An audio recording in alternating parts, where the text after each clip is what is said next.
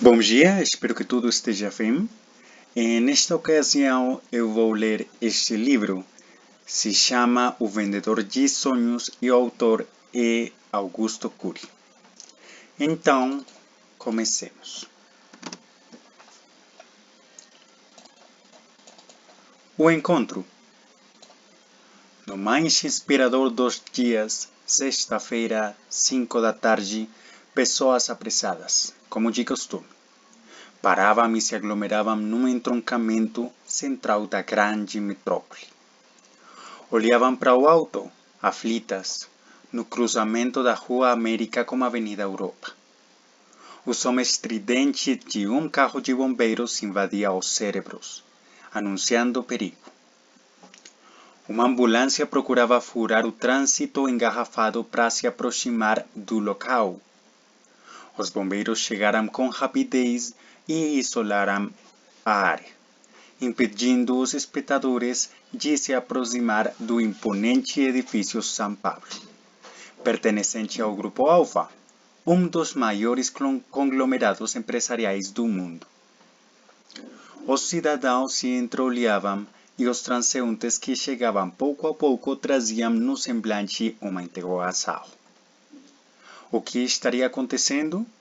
Que movimento era aquele? As pessoas apontavam para o alto, no 20º andar, num parapeito do belo edifício de vidro espelhado. Debruçava-se um suicida. Mas um ser humano queria abreviar a já brevíssima existência. Mas uma pessoa planejava desistir de viver. Era um tempo saturado de tristeza. Morriam mais pessoas interrompendo a própria vida do que nas guerras e nos homicídios. Os números deixavam atônitos os que refletiam sobre eles.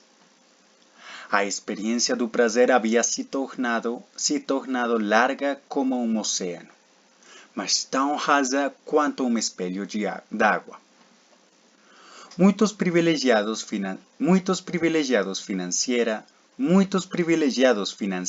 e intelectualmente viviam vazios, entediados, ilhados em seu mundo. O sistema social assolava não apenas os miseráveis, mas também os abastados. O suicida do São Paulo era um homem de 40 anos, face bem torneada, sobrancelhas fortes, pele de poucas rugas, cabelos grisalhos semilongos e bem tratados. Sua erudição, esculpida por muitos anos de instrução, agora se resumia a pó. Das 5 línguas que falava, nenhuma lhe fora útil. Das 5 línguas que falava,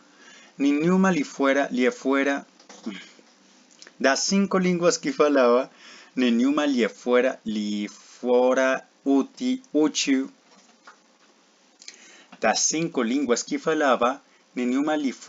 útil para falar consigo mesmo. Das 5 línguas que falava, nenhuma lhe fora útil para falar consigo mesmo. Nenhuma lhe dera condições de compreender o idioma de seus fantasmas interiores. Fora asfixiado por uma crise depressiva.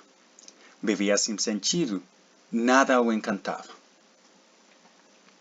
Naquele momento, apenas o último instante parecia atraí-lo. Esse fenômeno monstruoso que costumam chamar de morte parecia tão aterrador. Mas era também uma solução mágica para aliviar os transtornos humanos. Nada parecia demover aquele homem da ideia de acabar com a própria vida. Ele olhou para cima, como se quisesse se redimir do seu último ato. Olhou para baixo e deu 2 passos apressados, sem se importar em despencar. A multidão sussurrou de pavor, pensando que ele saltaria. Alguns observadores mordíamos dedos em grande tensão. Outros nem piscávamos olhos, para não perder detalhes da cena. O ser humano detesta a dor, mas tem uma fortíssima atração por ele. Rejeita os acidentes, as mazelas e misérias, mas elas seduzem sua retina. O desfecho daquele ato trairia angústia e insônia aos espectadores, mas eles resistiam a abandonar a cena de terror. Em contraste com a plateia ansiosa, os motoristas parados no trânsito estavam impacientes. Buzinavam sem parar. Alguns colocavam a cabeça janela fora e vociferavam: "Pula logo e acaba com esse show." Os bombeiros e o chefe de polícia subiram até o topo do edifício para tentar dissuadir o suicida. Não tiveram êxito. Diante do fracasso, um renomado psiquiatra foi chamado às pressas para realizar a empreitada. O médico tentou conquistar a confiança do homem, estimulou-o a pensar nas consequências daquele ato. Mas nada. O suicida estava farto de técnicas. Já havia feito 4 tratamentos psiquiátricos mal sucedidos. Aos berros, ameaçava: "Mais um passo e eu pulo." Tinha uma única certeza: a morte o silenciaria. Pelo menos acreditava que sim. Sua decisão estava tomada, com ou sem plateia. Sua mente se fixava em suas frustrações, remoía suas mazelas, alimentava a fervura da sua angústia. Enquanto se desenrolavam esses acontecimentos no alto do edifício, apareceu sorrateiramente um homem no meio da multidão, pedindo passagem. Aparentemente, era mais um caminhante, só que mal vestido. Trajava uma camisa azul de mangas compridas desbotada, com algumas manchas pretas, e um blazer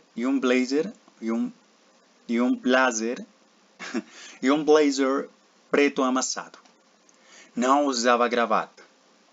A calça preta também estava amassada. Parecia que não havia água há uma semana. Cabelos grisalhos ao redor da orelha, um pouco compridos e despenteados. Barba relativamente longa, sem cortar há algum tempo.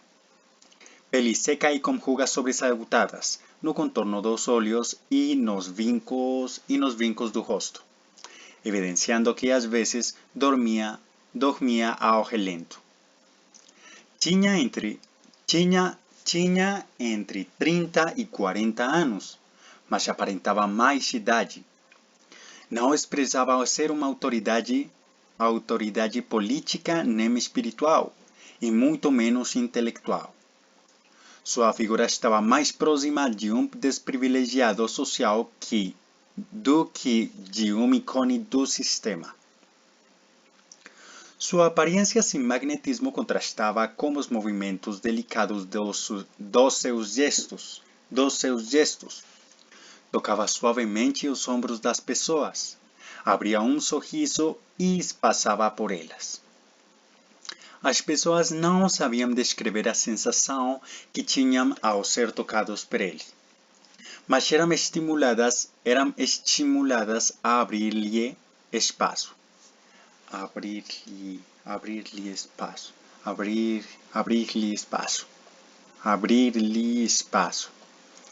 O caminhante aproximou-se do cordão de isolamento dos bombeiros. Foi impedido de entrar, mas, desrespeitando o bloqueio, mas desrespeitando o bloqueio, fitou os olhos dos que o barravam e expressou categoricamente: Eu preciso entrar. Ele está me esperando. Os bombeiros olharam de cima a baixo e menearam a cabeça. Parecia mais alguém que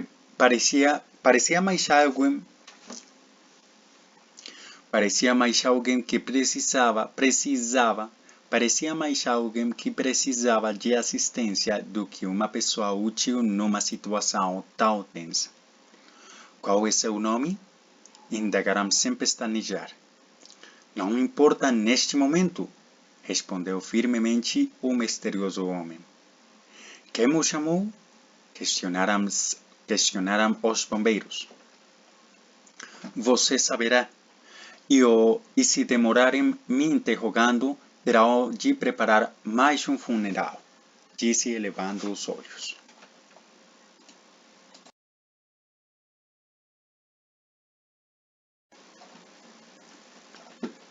Os bombeiros começaram a suar. Um tinha síndrome do pânico, outro era insônia. A última frase do misterioso homem os perturbou. Ousadamente ele passou por eles. Afinal de contas, pensaram, talvez é um psiquiatra excêntrico ou um parente do suicida. Chegando ao topo do edifício, foi barrado novamente. O chefe de polícia foi grosseiro. Parado aí! Você não devia estar aqui. Disse que ele deveria descer imediatamente. Mas o enigmático homem fitou-lhe os olhos e retrucou. Como não posso entrar se fui chamado? O chefe de polícia olhou para o psiquiatra, que olhou para o chefe dos bombeiros. Faziam sinais um para o outro para saber quem o chamara. Bastaram alguns segundos de distração para que o misterioso mal vestido saísse da zona de segurança e se aproximasse perigosamente do homem que estava próximo de seu último fôlego. Quando o viram, não dava mais tempo para interrompê-lo. Qualquer advertência que fizessem contra ele poderia desencadear o acidente, levando o suicida a executar sua intenção. Tensos, preferiram aguardar e desenrolar dos fatos. O homem chegou sem pedir licença e sem perturbar com a possibilidade de o suicida se atirar do edifício. Pegou-o de surpresa, ficando a 3 metros dele. Ao perceber o invasor, o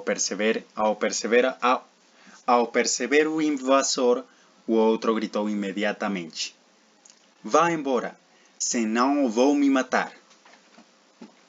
O forasteiro ficou indiferente a essa ameaça.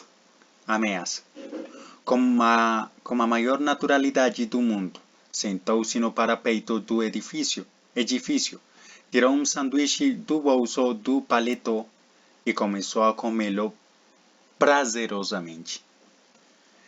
Entre uma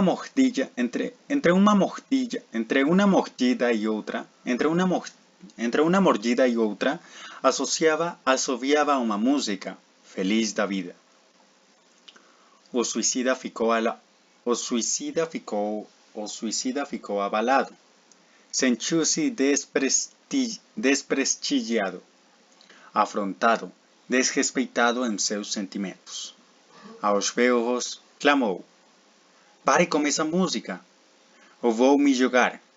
Intrépido, o estranho homem reagiu. Você quer fazer o favor de não perturbar meu jantar? Disse com veemência, e deu mais umas boas mordidas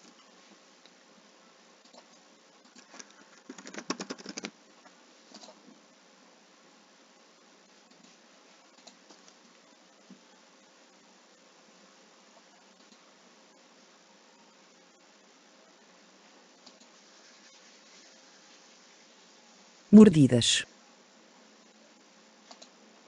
mordidas,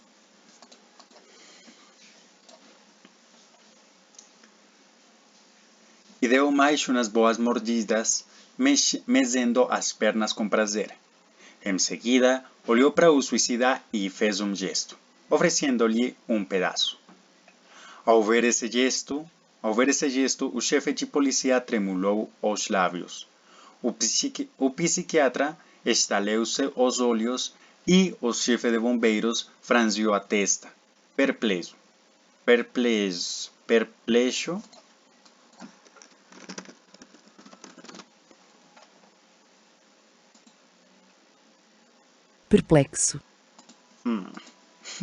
Perplexo. O suicida ficou sem reação. Pensou consigo, não é possível. Achei alguém mais maluco do que eu. E isso é tudo porque nós vamos 16 minutos. Então, obrigado, Jimmy, a escutar, professor.